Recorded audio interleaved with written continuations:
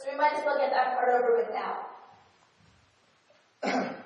You can't get too exquisite from excruciating without being really vulnerable in the process. Or as they say in northern New England, you can't get there from here.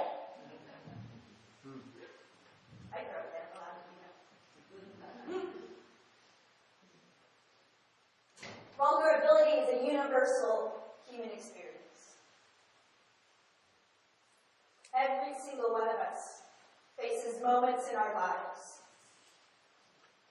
maybe on a daily basis, sometimes really big moments, where we feel like we are left plain open and laid bare. And it's excruciating. Because someone will come along and take that wide open heart and wants to stomp on it. And we've all been there too. But here's the thing. If we try to shut down vulnerability,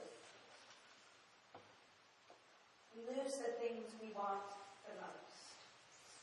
Because while we may protect ourselves from getting that heart stomped on, if we close off our hearts and wall ourselves off, we are also walled off from joy, love, belonging, and connectedness, which are pretty much what life is about. So we start at excruciating and try to find the road to exquisite. Because ultimately vulnerability becomes that rich, nourishing soil in our lives where those seeds can take deep roots and grow strong and healthy and green. But it's not always easy, and it's not always fun. Another universal human truth is the fact that things change.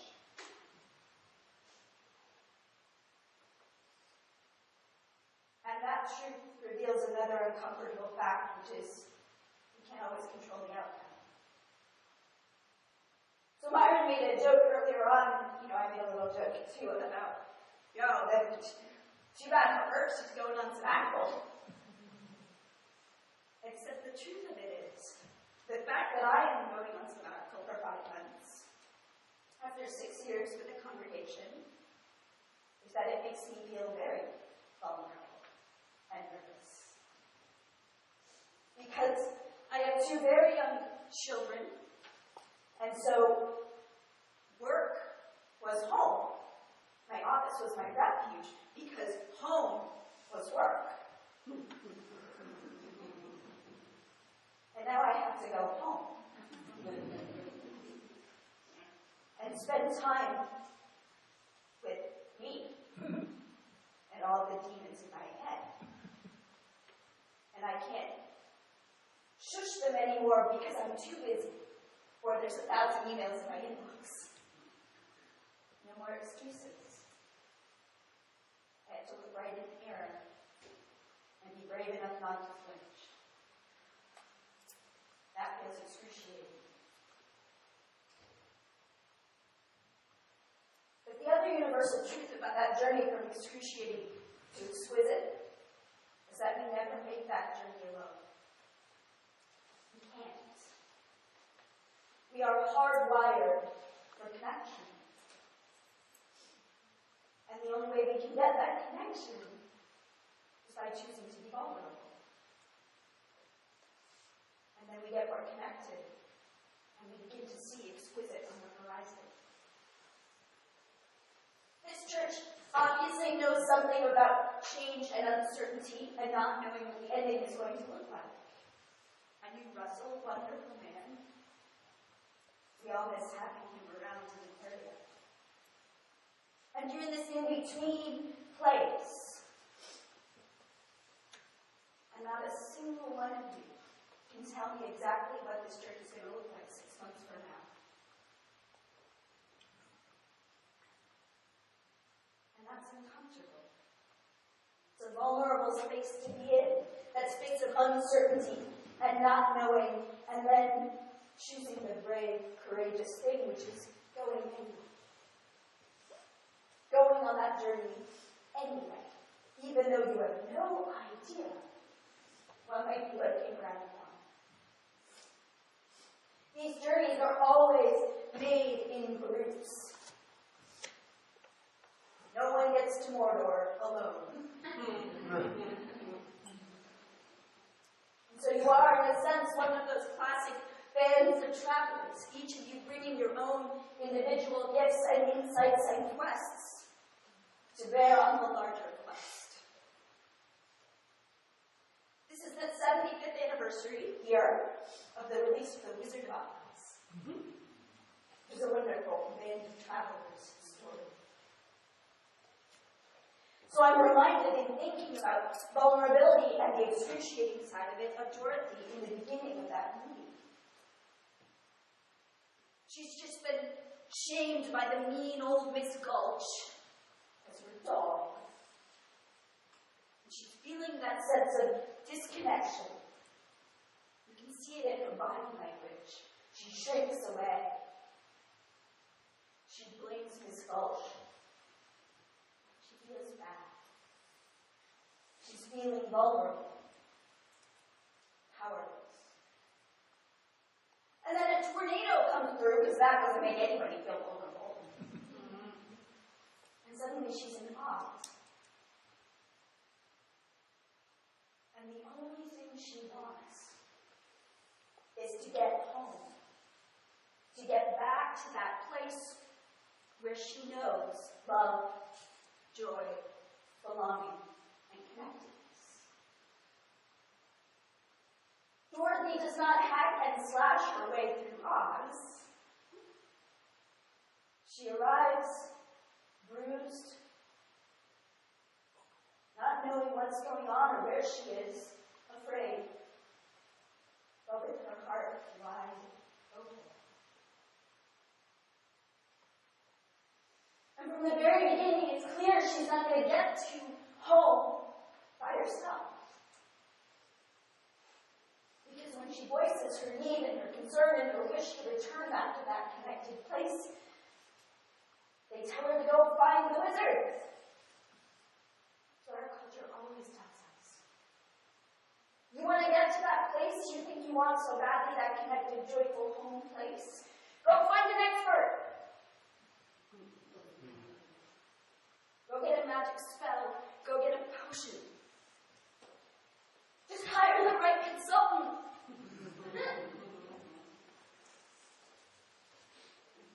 This is the message our culture teaches us. When we are vulnerable and we're trying to get to exquisite, look outside yourself for what you need. So the Munchkins tell her, they even give her a map, sort of. Because these journeys don't really run in straight lines, so what did they tell her? How to get over the ground. That was great. And so she does. She has the courage and the bravery to begin the journey, even though she had no idea where that road's going to take her. So she begins with absolutely no knowledge of dark forests, or fields, or wicked witches. And she does it anyway. And because she has that bravery and that courage to keep putting one foot in front of the other, even in the midst of the fact that there are no guarantees here, along the way, she finds connection. She finds friends, community. And that band of travelers together pools their gifts in such a way that when there's trouble, there's someone else there to help hold you out. They're all there with different stated needs. Courage, heart, brains, home. But they're all journeying in the same direction.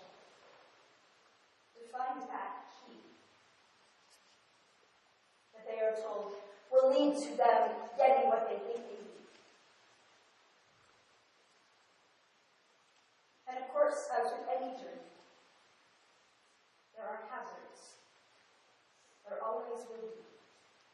There are flying monkeys in every single congregation I have ever seen.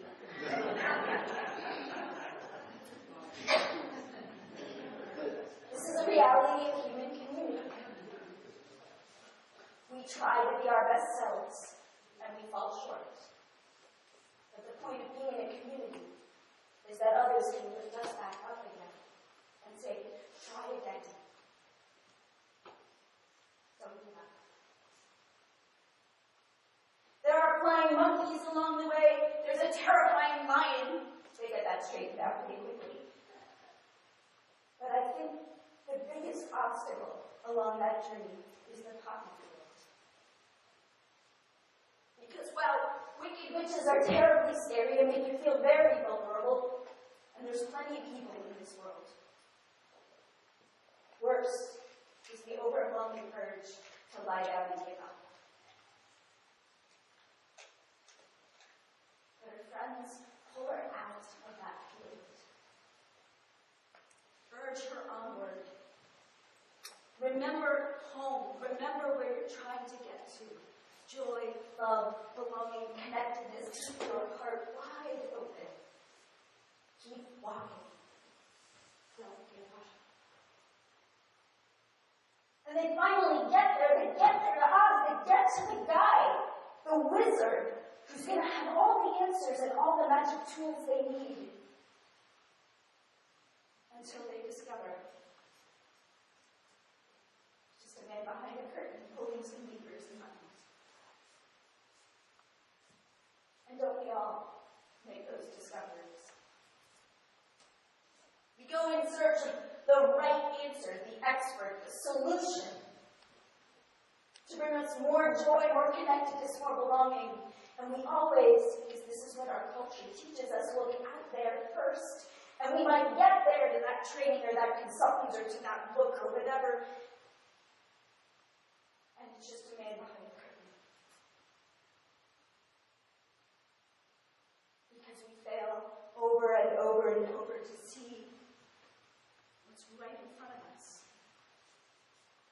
That all along, all through that long, difficult journey, it's the golden era of Hollywood. They didn't worry about things like, did she eat anything?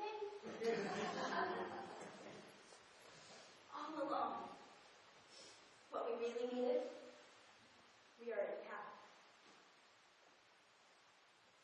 And that brains and courage and a heart are not things that can be conferred upon you. They are things you must discover inside yourself.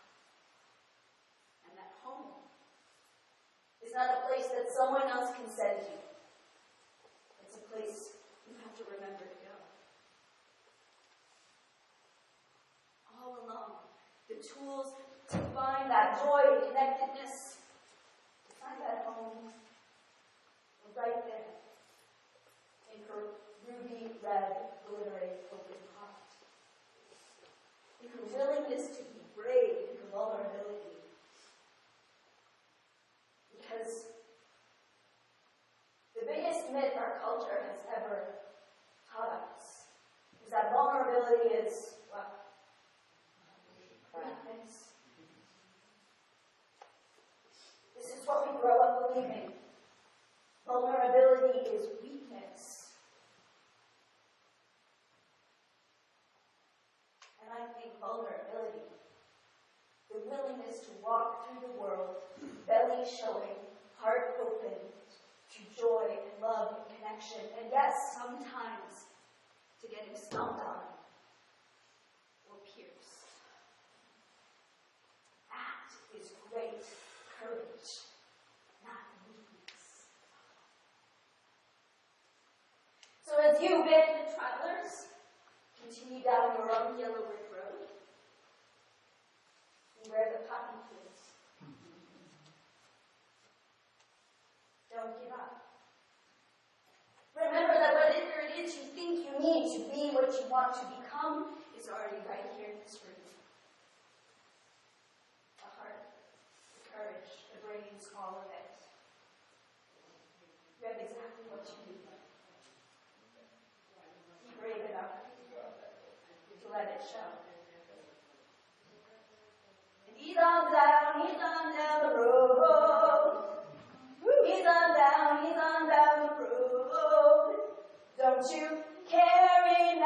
that might be alone. Go on, he's undone.